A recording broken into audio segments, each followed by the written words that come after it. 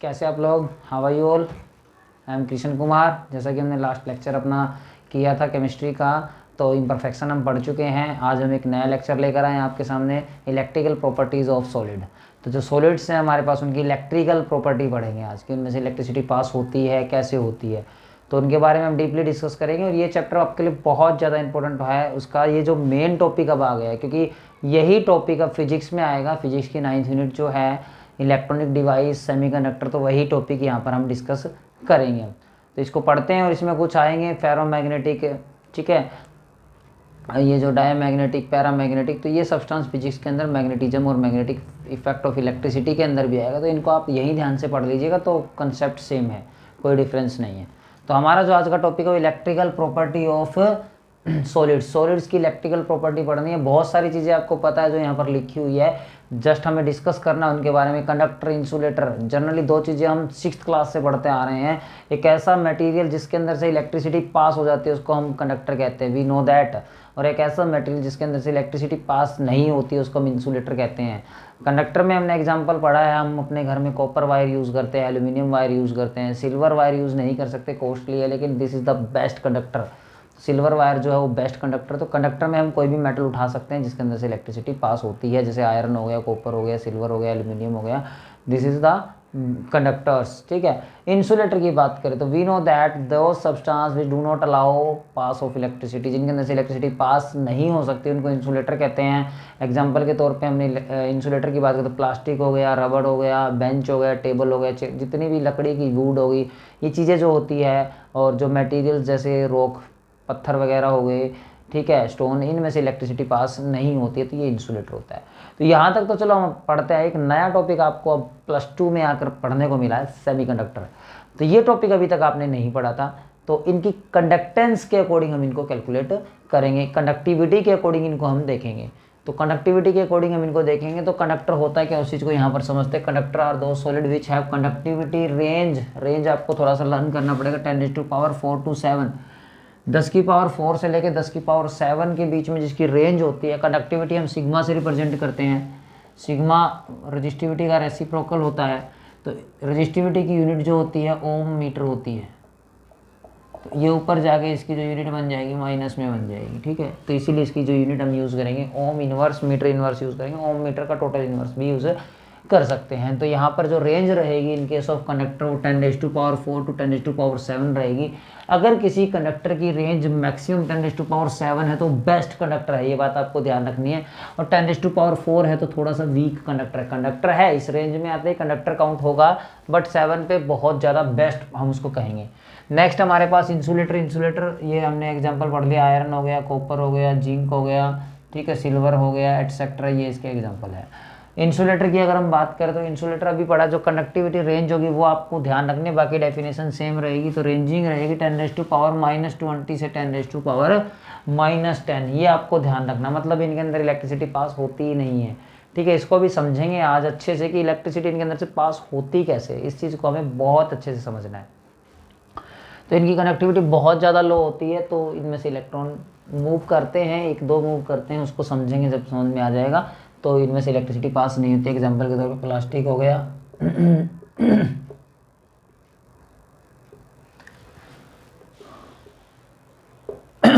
ये चीज़ें हमें पता है इंसुलेटर है। अब एक नया टॉपिक जो हम पढ़ने जा रहे हैं उसको हम समझेंगे।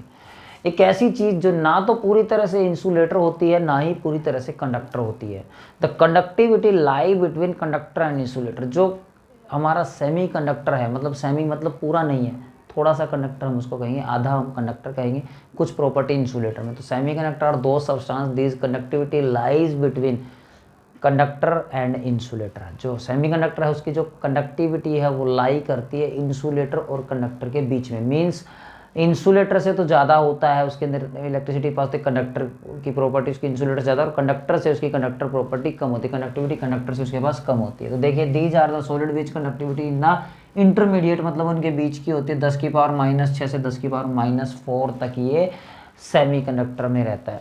सेमी कंडक्टर के जो हमारे पास एग्जाम्पल है उसको आप समझ लीजिए, सिलिकॉन एंड जर्मेनियम। ये दो बहुत इंपॉर्टेंट टॉपिक हैं, कार्बन फैमिली के मेंबर हैं, एलिमेंट हैं ऐसे जिनके अंदर, जिनको सबसे ज़्यादा यूज़ करते हैं हम। सोलर पैनल इन्हीं से बनते हैं। तो ये हमारे पास सेमीकंडक्टर आज का एक बहुत अच्छा टॉपिक है, बहुत इजी टॉपिक है। इलेक्ट्रिसिटी को पढ़ने और इलेक्ट्रॉनिक डिवाइस पढ़ने में बहुत ही बढ़िया टॉपिक है आपके पास। तो सिलिकॉन और जर्मेनियम हम इनके बारे में पढ़ेंगे, ठीक है। उसके बाद थोड़ा सा इनके सेमीकंडक्टर को डिस्कस करेंगे। ये हमारा टॉपिक हमने वही जो पहले पता है हमें उसको पढ़ चुके हैं, इसको छोड़ते हैं। हम नेक्स्ट आते हैं, थोड़ा सा बॉन्ड थ्योरी हमें पढ़नी पड़ेगी। बॉन्ड थ्योरी क्या है कि जो हम बॉन्डिंग करते आए हैं अभी तक, केमिकल बॉन्ड जब वो बनाते हैं तो उनकी बॉन्ड थ्योरी की कुछ ऑर्बिटल्स होते हैं जब वो ओवरलैप करते हैं एक दूसरे से। जैसे हमने लास्ट +1 में भी पढ़ा मॉलिक्यूलर ऑर्बिटल थ्योरी, उनके जो ऑर्बिटल्स होते हैं एक दूसरे से ओवरलैप करते हैं, इलेक्ट्रॉन उनमें जंप करते हैं, लोअर टू हायर सेल जाते हैं, तो उनके अंदर जो ऑर्बिटल्स होते हैं, सेल के अंदर जो सब सेल होते हैं, उनके बारे में जब उनकी ओवरलैपिंग होती है, जैसे हमने पीछे पढ़ा है +1 के अंदर S की P से, S की S से, ठीक है, ऐसे, ठीक है, P की P से, ऐसे हमने जो ओवरलैपिंग पढ़ी वही ओवरलैपिंग हमें यहाँ समझें। तो बॉन्ड थ्योरी हमारी क्या कहती है, when the atomic orbital of metal having nearly same energy, क्योंकि जो बॉन्ड बनाएगा उनकी लगभग सेम एनर्जी होनी चाहिए तभी वो बॉन्डिंग बनाते हैं। बहुत हायर या बहुत लोअर एनर्जी लेवल हो तो वो बॉन्डिंग नहीं बनाते, क्योंकि कोई भी एटम सिमिलर एटम के साथ बॉन्डिंग बनाना पसंद करता है, ठीक है। वैसे तो प्रॉपर्टी डिसिमिलर होगी लेकिन जनरल इनका एनर्जी लेवल लगभग सेम होगा, ठीक है। And overlap a large number of molecular orbitals having nearly same energy, ये मैंने आपको बता दिया। And the sets of overlapped molecule orbital are called bond theory, हम इसको कहेंगे। इस बॉन्ड थ्योरी में हमारे पास दो तरह के हम बॉन्ड पढ़ेंगे, एक वैलेंस बैंड होता है, ठीक है, एक वैलेंस बॉन्ड और एक कंडक्शन बैंड के बारे में हम यहाँ पर बात करेंगे। जैसे कि हमने पीछे बैंड थ्योरी पढ़ा था, उस बैंड थ्योरी में जो बॉन्ड बनते थे मॉलिक्यूलर ऑर्बिटल में, उस बैंड थ्योरी को थोड़ा यहाँ समझते हैं। कंडक्शन बैंड और वैलेंस बैंड, दो तरह के हमारे पास बैंड होते हैं। बैंड दो तरह के क्यों बनते हैं, तो जो हमने बैंड थ्योरी पढ़ी थी उस बैंड थ्योरी में हमने ये समझना है कि जो बैंड होते हैं वो तो दो तरह के होते हैं। एक होता है CB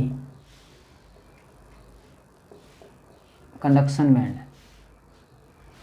एक होता है VB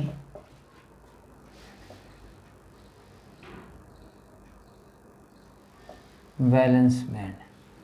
तो हमारे पास दो तरह के बैंड होते हैं, valence band and conduction band. This is called lower band also, ये लोअर बैंड होता है, और ये अपर या हाइयर कह सकते हैं, अपर कह लो या हाइयर कह लो, हाइयर बैंड। क्यों, कारण समझेंगे यहाँ पर।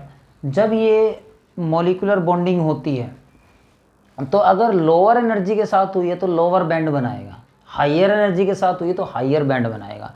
लोअर बैंड बनाएगा तो वैलेंस बैंड होगा, और हाइयर बैंड बनाएगा तो कंडक्शन बैंड होगा। अब इनको समझते हैं थोड़ा, देखिए। इन केस ऑफ कंडक्टर में क्या होता है, ये R है, ठीक है। कंडक्टर्स के केस में क्या होता है, ये एक हमारे पास कंडक्शन बैंड है, ठीक है। और एक नीचे ही, या तो आप ऐसे बना सकते हैं, कई बुक में ऐसे होगा, या सिंपल भी आप लाइन खींच सकते हैं, एक वैलेंस बैंड होगा। इसका मतलब क्या ही समझिए। इसमें एक दो चीज़ें और आपको समझें, जो कंडक्शन बैंड होता है ये एम्प्टी बैंड होता है। एम्प्टी मतलब खाली, इसमें इलेक्ट्रॉन नहीं होते हैं। और जो वैलेंस बैंड होता है या तो ये पार्शियली या फुल्ली इलेक्ट्रॉन से फिल्ड होता है, ये बात आपको पता होनी चाहिए। जो वैलेंस बैंड है या तो इसमें इलेक्ट्रॉन फुल्ली फिल्ड होंगे या ये पार्शियली फिल्ड होगा, बट कंडक्शन बैंड एम्प्टी होता है। अब यहाँ पर इन केस ऑफ कंडक्टर क्या होता है, the gap between conduction band and valence band is 0, और we can say that no gap between valence band and conduction band. इनके बीच में गैप नहीं है, दे आर ओवरलैप। ये क्या करते हैं, ओवरलैप करते हैं एक दूसरे से। ओवरलैप मतलब एक के ऊपर बिल्कुल एक, इनके बीच में गैप नहीं होता है। अब जब गैप नहीं होता है तो बेनिफिट क्या मिलता है, जो कंडक्टर होते हैं उनकी जो कंडक्शन होती है बहुत ज़्यादा होती है, कंडक्टिविटी बहुत ज़्यादा होती है। कारण क्या है, उनके बीच में गैप नहीं होता। Maximum number of electron jump valence band to conduction band. Electron जो है यहाँ से बाहर से नहीं, जैसे बता रहा हूँ मैं, इलेक्ट्रॉन सीधा जंप करते हैं वैलेंस बैंड से कंडक्शन बैंड में, और इलेक्ट्रॉन हमेशा ही मूव करते हैं वैलेंस बैंड से कंडक्शन बैंड में। तो जब मैक्सिमम इलेक्ट्रॉन जंप करेंगे, कोई एक दो तो कोलिजन के कारण रह जाएगा, 99% से ऊपर या 99% इलेक्ट्रॉन जंप करते हैं valence band to conduction band, therefore conductor conductivity show करते हैं। ये इसका कारण है, इनके बीच में फॉरबिडन एनर्जी या एनर्जी गैप नहीं होता है। उसके बाद आते हैं हम सेमीकंडक्टर पे।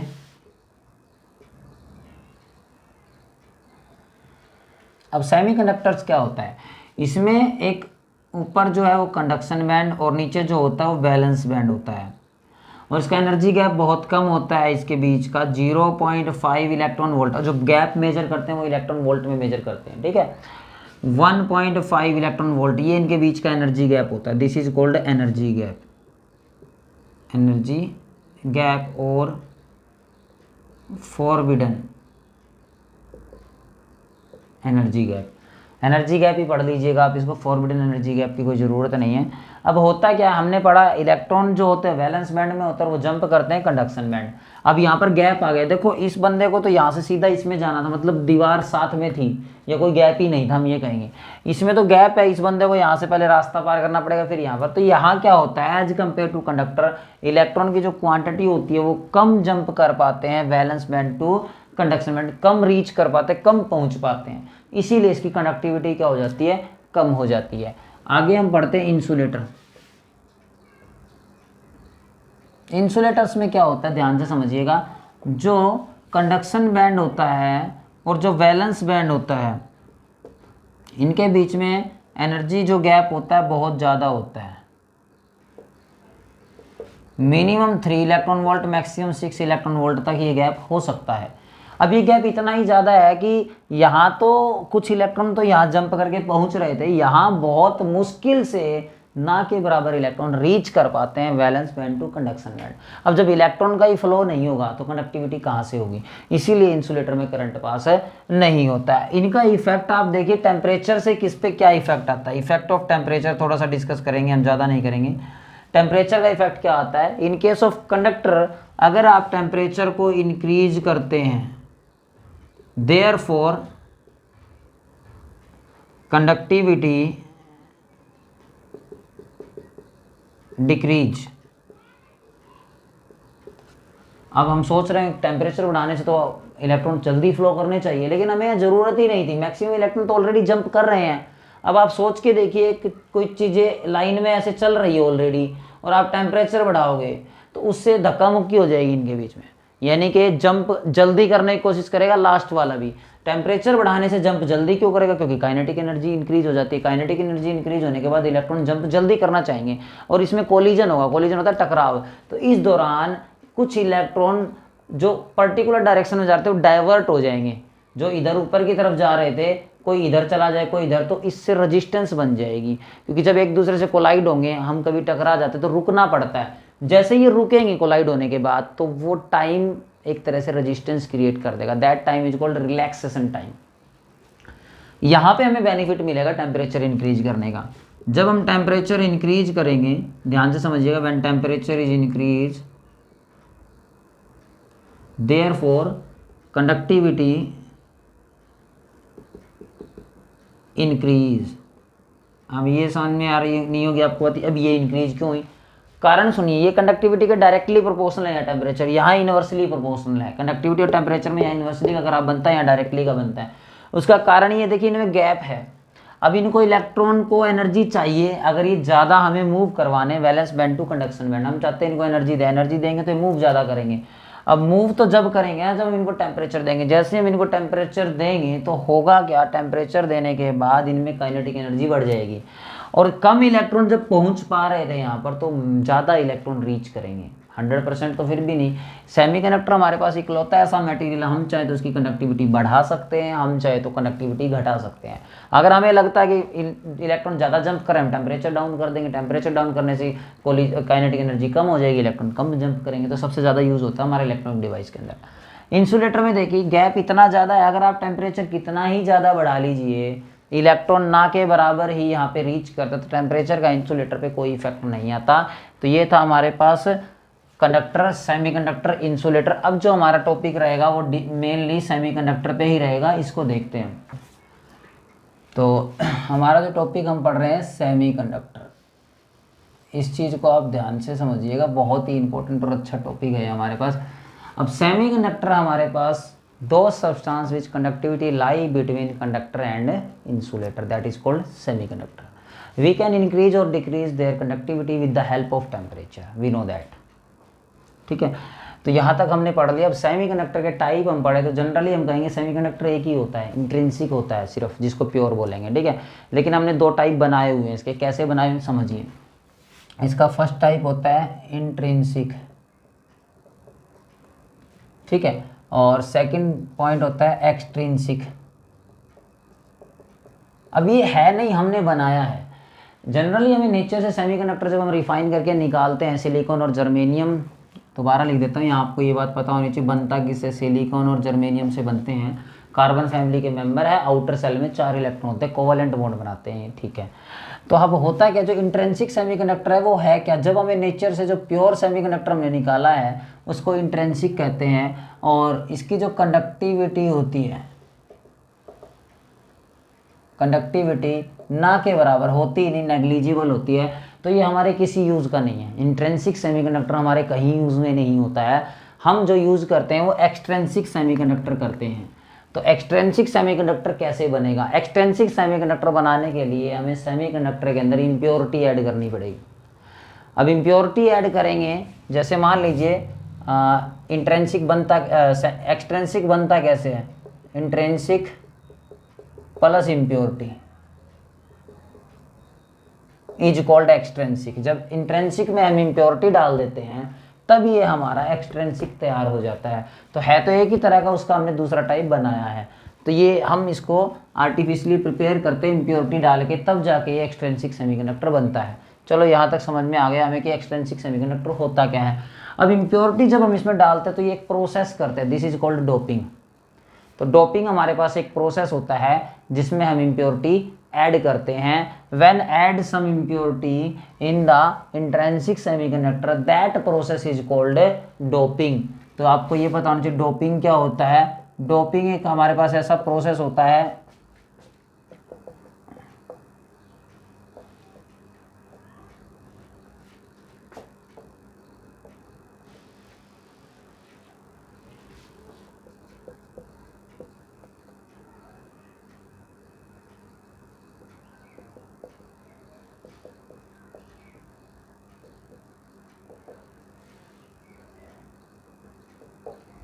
ठीक है।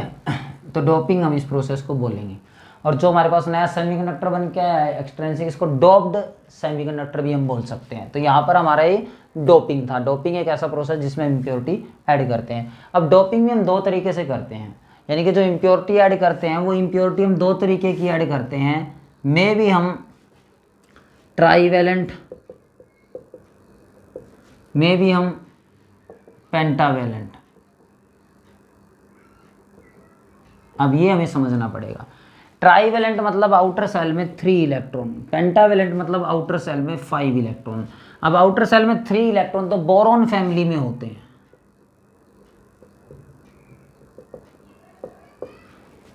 बोरॉन, ठीक है। और 5 इलेक्ट्रॉन जो होते हैं वो नाइट्रोजन फैमिली में होते हैं।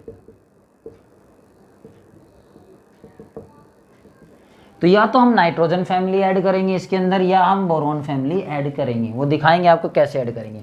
जब हम इसमें ट्राईवैलेंट इम्प्योरिटी ऐड करेंगे तो इससे जो नया सेमीकंडक्टर, एक्सट्रिंसिक भी हमारे पास दो तरह के होते हैं, एक होता है पी टाइप और एक होता है एन टाइप। अब पी टाइप और एन टाइप का मतलब समझिए। पी मतलब पॉजिटिव, एन मतलब नेगेटिव।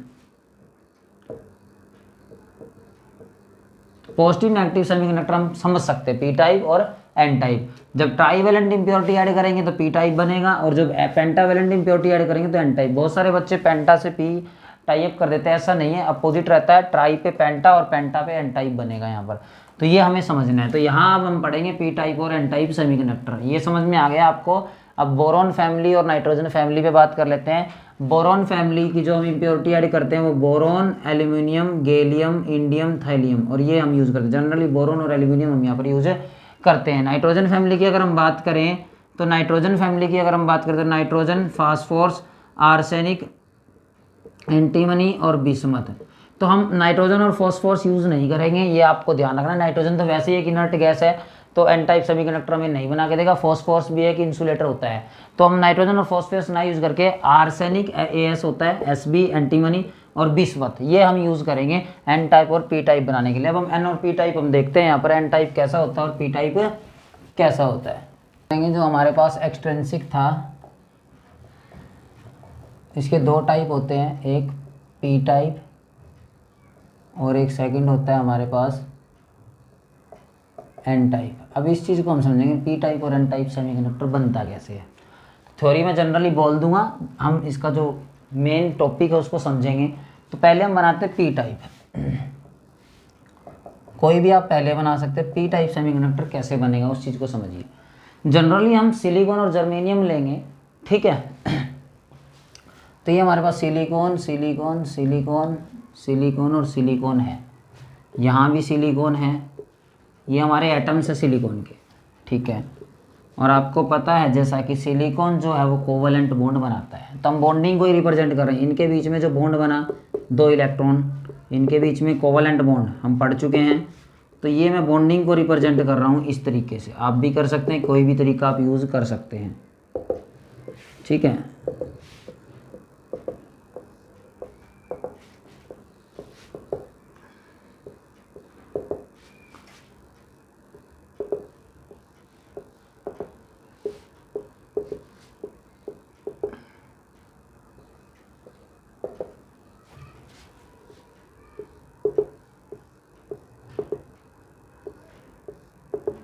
ये सिलिकॉन है सारे,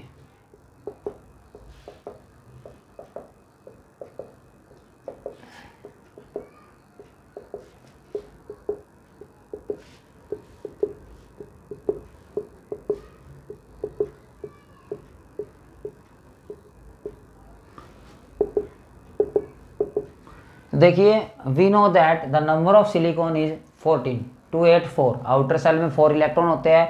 it means it make covalent bond with other element, may be silicon और अदर, कोई भी कार्बन फैमिली का खुद का मेंबर भी हो सकता है और भी। तो सिलिकॉन ही हम एक लेते हैं, इसने एक बॉन्ड यहाँ पे शेयर किया हुआ है, एक यहाँ पर, एक यहाँ पर, एक टोटल 4 बॉन्ड हर सिलिकॉन बनाता है। चेन आगे चलती रहेगी, नीचे भी ऊपर भी हर तरफ से। तो अब हमें इसको पी टाइप बनाना, तो first of all we add some impurity, we have to use doping process. हमें इसमें डोपिंग प्रोसेस यूज करना पड़ेगा, impurity. This is called intrinsic semiconductor, और if we want to convert in extrinsic we have to add some impurities, that process is called doping. तो अब हमें इसमें कुछ इम्प्योरिटीज ऐड करनी है। तो इम्प्योरिटी में अगर हम पी टाइप है तो पी टाइप में we know that trivalent impurity जब हम डालेंगे लाइक बोरॉन फैमिली, तो बोरॉन, एल्यूमिनियम और गैलियम हम जनरली यूज करते हैं, ठीक है। इंडियम और थेलियम, इंडियम भी यूज कर सकते हैं, थेलियम यूज नहीं करते हैं। तो अब हमने सपोज कर लिया इसमें हमने एल्यूमिनियम डाल दिया, तो एल्यूमिनियम जहाँ जहाँ हम डालेंगे सिलिकॉन वहाँ से रिप्लेस किया जाएगा। सपोज कर लेते हैं एक एल्यूमिनियम हमने यहाँ डाल दिया, एक एल्यूमिनियम हमने यहाँ डाल दिया। अब ध्यान से समझिएगा, जब एक एल्यूमिनियम यहाँ पर आया और एक एल्यूमिनियम यहाँ पर आया तो होता क्या है, we know that the atomic number of aluminium is 13, therefore the electronic configuration is, लिख देते हैं यहाँ पर। जनरली जो सिलिकॉन है इसका जो नंबर 14 284, और जो एल्यूमिनियम है इलेक्ट्रॉनिक कॉन्फ़िगरेशन हम यहाँ पर करेंगे तो 283। देयरफॉर द लास्ट इलेक्ट्रॉन और valence electron we can say that only contain 3 electron. तो जो एल्यूमिनियम है उसके आउटर सेल में सिर्फ और सिर्फ 3 ही इलेक्ट्रॉन है, 1 2 3। ये किसी भी 3 सिलिकॉन के साथ बॉन्ड बना सकता है। 4th बॉन्ड ये नहीं बनाएगा तो वो एम्प्टी रह जाएगा, ये खाली जगह है, ठीक है। यहाँ पर इलेक्ट्रॉन नहीं है, इलेक्ट्रॉन ऐसे दिखाए हमने। सेम केस जब हमने अनदर एल्यूमिनियम और डाला तो उसने भी कहीं ना कहीं एक होल क्रिएट कर दिया। This point is called hole, इनको होल बोला जाता है और हम होल पे पॉजिटिव चार्ज कंसीडर करते हैं, ये बात आपको समझनी है। तो इससे होल क्रिएट हो गई, और होल क्रिएट होने में इनमें पॉजिटिव चार्ज आ गया। अब पॉजिटिव चार्ज आ गया तो क्या समझ में आया हमें यहाँ से ये समझ में आया कि देखिए अब होगा क्या, अब ये कैसे एक्सटेंसिव बन जाएगा। अब जैसे ही हम इसमें, ये तो इलेक्ट्रॉन ही है, अब होगा क्या, देखिए इलेक्ट्रॉन क्या करेंगे अब इस होल पे। होल एक ऐसी पोजीशन होती है जिस पे इलेक्ट्रॉन बैठना पसंद करता है, because electron contain negative charge, hole contain positive charge. तो इलेक्ट्रॉन जंप करेगा, ये इलेक्ट्रॉन को लगा कि मैं यहाँ बैठ जाऊँ तो ये यहाँ बैठ जाएगा भी, फिर यहाँ होल क्रिएट हो जाएगा। उस इलेक्ट्रॉन को लगता है मैं यहाँ बैठ जाऊँ, वो यहाँ आ जाएगा, यहाँ होल क्रिएट होता जाएगा। ऐसे ही ये इलेक्ट्रॉन अपनी जो पोजीशन चेंज करेंगे, इलेक्ट्रॉन पोजीशन चेंज करेंगे तो इसका मतलब हमने पढ़ा हुआ फ्लो ऑफ इलेक्ट्रॉन हो जाएगा। और कहीं भी अगर फ्लो ऑफ इलेक्ट्रॉन मतलब flow of charge, flow of electron तो क्या बना के देगा हमें, इलेक्ट्रिक करंट। तो इलेक्ट्रिक करंट कैसे बनेगा, जब इलेक्ट्रॉन का फ्लो हो जाएगा तो इलेक्ट्रिक करंट बनेगा, ये हमें समझना है। तो this is P type because इसमें जो मेजॉरिटी और माइनॉरिटी है वो समझ लीजिए। पहला जो मेजॉरिटी रहेगी, मेजॉरिटी किसकी होगी, होल की, इसीलिए इसको पी टाइप बोला गया है। क्योंकि अगर आपने एक एल्यूमिनियम डाला तो एक होल होगा, दो एल्यूमिनियम डाले दो होल, तीन डालोगे तीन, जैसे जैसे आप इसमें डोपिंग करते जाओगे तो मेजॉरिटी ऑफ होल बढ़ती जाएगी। और जो माइनॉरिटी है,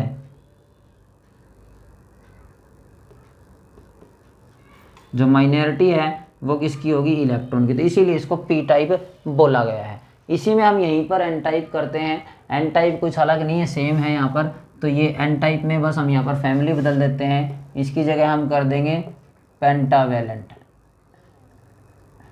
पेंटावेलेंट का मतलब क्या होता है, यहाँ पे nitrogen family. Nitrogen phosphorus use नहीं करेंगे, आर्सेनिक, एंटीमनी और बिस्मथ हम यूज़ करेंगे इम्प्योरिटी के लिए। ठीक है, अब एन टाइप में हमें क्या यूज़ करना है उस चीज़ को हम देखते हैं यहाँ पर। तो एन टाइप में हमें ये ऊपर जो लिखा है ये यूज़ करना है, पेंटावेलेंट इम्प्योरिटी। अब यहाँ पर हम एल्यूमिनियम ना यूज़ करके आर्सेनिक या एंटीमनी या बिस्मथ यूज़ करेंगे, तो इनकी जो आउटर सेल होती है सेम उसी तरीके से फील होती है जैसे नाइट्रोजन। तो मीन आउटर सेल में इनके 5 इलेक्ट्रॉन होते हैं, किसी भी को आप उठाओगे तो 5 इलेक्ट्रॉन एग्जिस्ट करते हैं आउटर सेल में। तो जब हमने इसको सिलिकॉन की जगह आर्सेनिक दिया होगा या एंटीमनी बिस्मथ दिया होगा तो क्या होगा उसको आप देखिए। ठीक है, नाइट्रोजन फॉस्फोरस आर्सेनिक हम दे रहे हैं, तो आर्सेनिक देंगे तो we know that outer shell में 5 इलेक्ट्रॉन है, और 5 इलेक्ट्रॉन है अगर आउटर सेल में तो होगा क्या, हाँ अगर 5 इलेक्ट्रॉन है तो 4 तो बॉन्ड बना लेंगे, 1 इलेक्ट्रॉन एक्स्ट्रा रह जाएगा। 4 तो बॉन्ड बना लेंगे, 1 इलेक्ट्रॉन एक्स्ट्रा रह जाएगा। तो हमें तो ये पता है, अब यहाँ पे वैल्यू बदल चुकी है, मेजॉरिटी किसकी हो गई इस बार, जो मेजॉरिटी है वो इलेक्ट्रॉन की हो गई, माइनॉरिटी होल की, होल नहीं रहे हैं। अब इलेक्ट्रॉन इसमें ज़्यादा है, अगर हम एक बार डोपिंग करेंगे 1 इलेक्ट्रॉन एक्स्ट्रा रह जाएगा, 2 बार डोपिंग करेंगे 2 इलेक्ट्रॉन एक्स्ट्रा रह जाएंगे, 3 बार डोपिंग करेंगे 3 इलेक्ट्रॉन एक्स्ट्रा रह जाएंगे। जितनी बार आप इसमें डोपिंग करते जाओगे इलेक्ट्रॉन एक्स्ट्रा बचते जाएंगे, और वो इलेक्ट्रॉन अगर एक्स्ट्रा है तो फ्री इलेक्ट्रॉन तो मूव ही करेंगे, और फ्री इलेक्ट्रॉन मूव करेंगे तो हमें क्या बना के देंगे, इलेक्ट्रिक करंट। तो ये हमारा सेमीकंडक्टर जो है कंप्लीट हो जाता है। ये हमारी इलेक्ट्रिकल प्रॉपर्टी है। अभी इसकी मैग्नेटिक प्रॉपर्टी पढ़नी है, जनरली इलेक्ट्रिकल प्रॉपर्टी खत्म हो जाती है। तो सेमीकंडक्टर हम सबसे ज़्यादा यूज़ करते हैं क्योंकि इसमें हम जितना चाहें उतना करंट फ्लो करवा सकते हैं, टेम्परेचर बढ़ा के या डोपिंग करके। नेक्स्ट टॉपिक है हमारा इलेक्ट्रिकल प्रॉपर्टी के बाद हम मैग्नेटिक प्रॉपर्टी पे आते हैं। सब्सटेंस की मैग्नेटिक प्रॉपर्टी हम पढ़ेंगे। जैसे हमारे पास जो सॉलिड होते हैं वो इलेक्ट्रिकल प्रॉपर्टी शो की उन्होंने, इंसुलेटर, कंडक्टर, सेमीकंडक्टर, उसी तरीके से वो मैग्नेटिक प्रॉपर्टी भी शो करते हैं। तो मैग्नेटिक प्रॉपर्टी हमारी 5 टाइप्स की होती है, उसको आप समझेंगे। Paramagnetic, diamagnetic, ferromagnetic, anti ferromagnetic और फेरोमैग्नेटिज्म।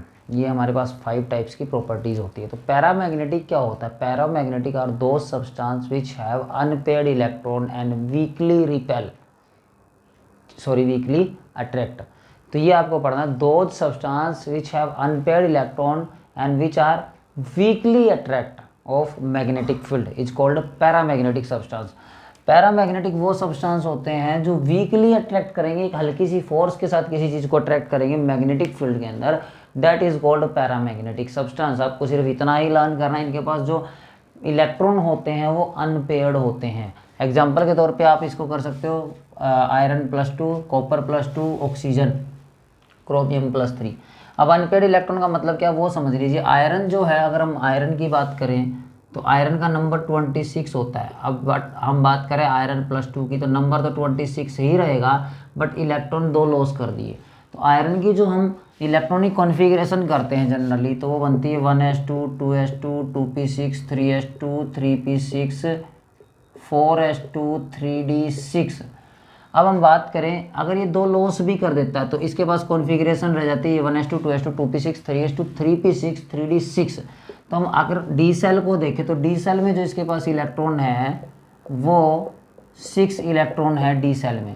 अगर डी सेल में इसके पास 6 इलेक्ट्रॉन है तो यहाँ पे अनपेयर्ड देखिए कितने, 1 2 3 4, इनके पास कोई पेयरिंग नहीं है। अगर पेयरिंग नहीं है तो वीकली क्या करते हैं, अट्रैक्ट करते हैं। ये बात आपको पता होनी चाहिए, इसीलिए इसको अनपेयर्ड बोला गया है, और that is called paramagnetic substance और पैरामैग्नेटिक प्रॉपर्टीज। नेक्स्ट आती है हमारे पास डायामैग्नेटिक प्रॉपर्टीज। डायामैग्नेटिक प्रॉपर्टीज को थोड़ा ध्यान से अगर हम समझते हैं तो इसको ये समझना है कि दो substance which have completely filled or in case of pair of electron, इसके पास कोई भी अनपेयर्ड इलेक्ट्रॉन नहीं होगा, सारे के सारे पेयर में होंगे पहली बात, और they are weakly repel in magnetic field, अगर इनको मैग्नेटिक फील्ड में रखा जाए तो वीकली रिपेल करेंगे, अट्रैक्ट नहीं करेंगे, रिपेल करेंगे, because they have in paired. तो ये पेयर्ड में होते हैं। इनके एग्जाम्पल हम टाइटेनियम ऑक्साइड हो गया, वाटर हो गया, ठीक है, NaCl हो गया, तो इनका पेयर पूरा हो जाता है। वाटर का पेयर पूरा कैसे होता है उस चीज़ में आप समझ लीजिए। जो H2 है, अगर हम इसकी जो हम केमिकल बॉन्डिंग चैप्टर पढ़ते थे उसके अंदर हम उनकी बॉन्डिंग करते थे तब, तो मॉलिक्यूलर ऑर्बिटल थ्योरी भी करते थे उससे पहले, तो वाटर में जो H2O है 1s2 2s2 और जो ऑक्सीजन का नंबर होता है 8 होता है, 1s2 2s2 2p4 ये होता है। बट दो बॉन्ड ये हाइड्रोजन के साथ बना लेता, तो अभी इसका पेयर कंप्लीट हो गया है। तो यहाँ पर ये अनपेयर्ड बिल्कुल भी नहीं है। अगर कंप्लीटली पेयर में है तो they are repel each other weakly, strongly फिर भी अट्रैक्ट नहीं करेगा। ये आपको समझना पड़ेगा कि जो पैरा है वो वीकली अट्रैक्ट करता है, डाया है वीकली रिपेल करता है। तो डाया समझ में आया, completely pair, para unpaired electron होते हैं। डोमेन इसका एक छोटा सा टॉपिक है, डोमेन क्या होता है ये चीज़ आपको समझने वाली है।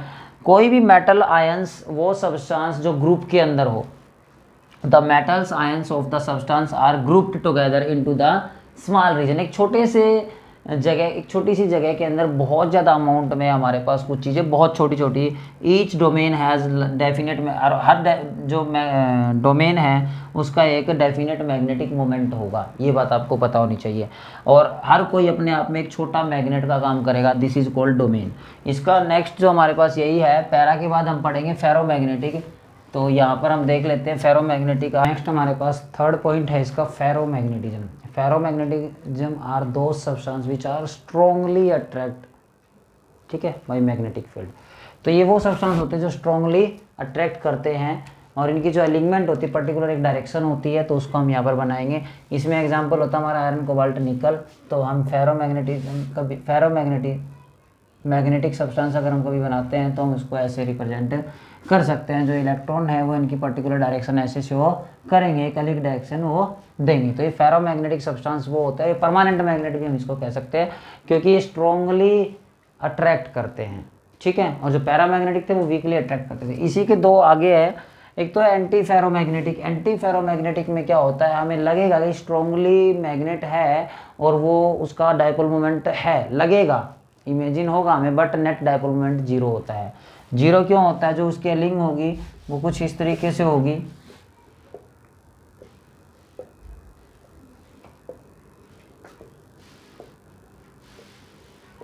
कुछ इस तरीके से। तो ये हमारे पास एंटी फेरोमैग्नेटिक आ जाएगा, जिसमें जो मैग्नेटिक डायपोल मोमेंट आप निकालोगे नेट मैग्नेटिक डायपोल मोमेंट तो जीरो आ जाएगा, ठीक है। इसमें कुछ ज़्यादा वैल्यू नहीं आनी, जीरो इसलिए आनी है क्योंकि एक अपवर्ड एक्शन है, एक डाउनवर्ड, एक अपवर्ड, एक डाउनवर्ड, एक अपवर्ड, एक डाउनवर्ड। अब हमारा नेक्स्ट है फेरी मैग्नेटिक। फेरी वो फेरो था। Ferri magnetic are those substance which have some magnetic dipole moment. इसका कुछ ना कुछ डायपोल मोमेंट होता है, क्योंकि इनकी जो स्लो डायपोल मोमेंट भी शो सम डायपोल मोमेंट कहेंगे, क्योंकि ये क्यों शो कर देता है, देखिए इसमें जो अलिंग डायरेक्शन में होती है, 2 अपवर्ड 1 डाउनवर्ड, 2 अपवर्ड, तो इससे क्या होगा, इससे कैंसिल नहीं हो पाएगी वैल्यू। अगर इससे ये कैंसिल हो जाता तो ये बचता है, इससे ये कैंसिल हो जाता तो ये बचता है, इसमें इससे ये कैंसिल हो जाएगा, इससे ये कैंसिल हो जाएगा, इससे, इसलिए इसका नेट डायपोल मोमेंट जीरो होता है। इसका कुछ ना कुछ डायपोल मोमेंट जीरो नहीं होता है, कुछ ना कुछ होता है। इसकी एग्जांपल है फेरस ऑक्साइड जो हमारे पास मैग्नेटाइट होता है, और फेरिटाइट भी, फेराइट्स भी होते हैं कुछ, जैसे मैग्नीशियम फेरस ऑक्साइड और जिंक फेरस ऑक्साइड, ये इसके एग्जाम्पल है। तो ये हमारा आज का टॉपिक कंप्लीट हो जाता है, जो कि हमने मैग्नेटिक प्रॉपर्टी की है। तो थैंक्स स्टूडेंट्स हमारा लेक्चर देखने के लिए, और ये हमारा फर्स्ट चैप्टर कंप्लीट हो गया। अब हम आपको जल्द मिलेंगे या तो सेकंड चैप्टर के साथ या इसकी एक्सरसाइज के साथ।